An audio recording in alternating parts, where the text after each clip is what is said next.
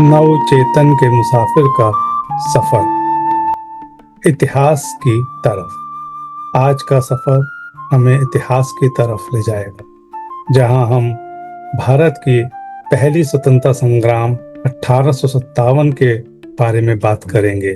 तो चलिए अब चलते हैं इस सफर पर और बात करते हैं 1857 की।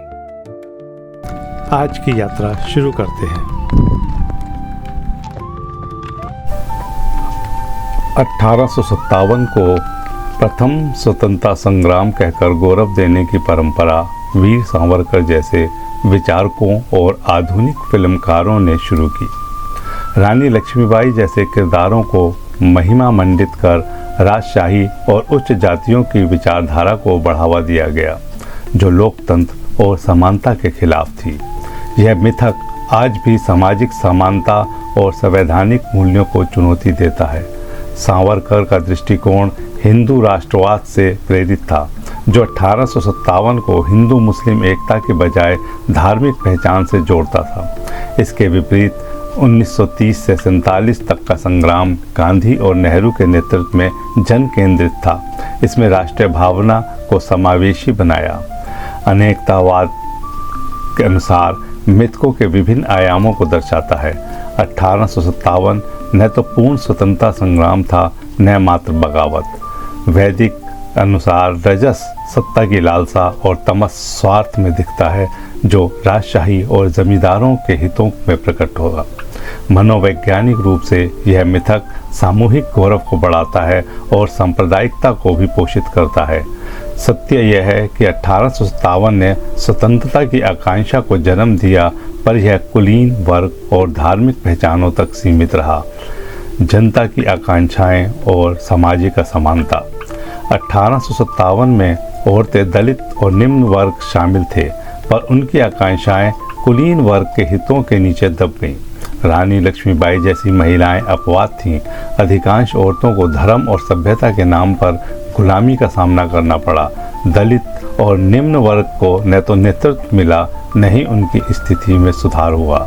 स्यादवाद के अनुसार है सामूहिक विद्रोह, पर नहीं है सामाजिक समानता। है और नहीं है स्वतंत्रता और गुलामी का द्वंद्व। वैदिक सत्व कुछ नेताओं की नैतिकता में दिखा और तमस ने असमानता को बनाए रखा। मनोवैज्ञानिक रूप से 1857 ने सम्मान और स्वाभिमान की खोज को उजागर किया, पर यह कुलीन वर्ग और धार्मिक पहचानों तक सीमित रहा। सामाजिक असमानता, जाति, लिंग और धर्म ने एकता को कमज़ोर किया। 1857 के बाद बंगाल रेंजर्स और कांग्रेस ने इन असमानताओं को संबोधित करने का प्रयास किया और प्रभाव मध्यम और उच्च वर्ग तक सीमित रहा। निष्कर्ष और भविष्य की दृष्टि। यह पुस्तक 1857 से 2025 तक भारत की स्वतंत्रता की यात्रा को नाटकीय, दार्शनिक और मनोवैज्ञानिक दृष्टिकोण से विश्लेषित करती है।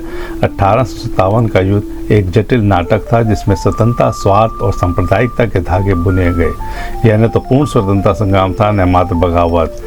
अनेकतावाद इसके बहुआयामी सत्य को दर्शाता है। हर किरदार का अपना सत्य था।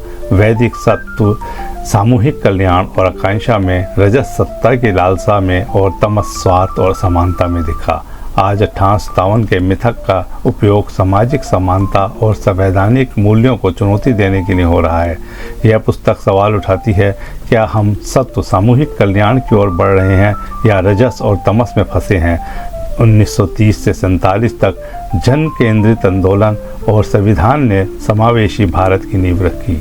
यह पुस्तक अतीत को वर्तमान से जोड़कर एक लोकतांत्रिक समावेशी भविष्य की दृष्टि प्रस्तुत करती है।